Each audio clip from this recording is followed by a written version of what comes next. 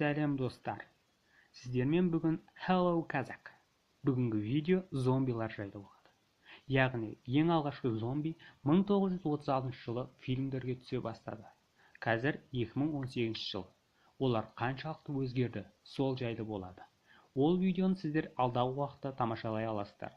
Ол үшін осы видеоға міндетті түрде лайк басып, және каналға жазылуды ұмытпаңыздар. Сонымен видеоны тамашалайық.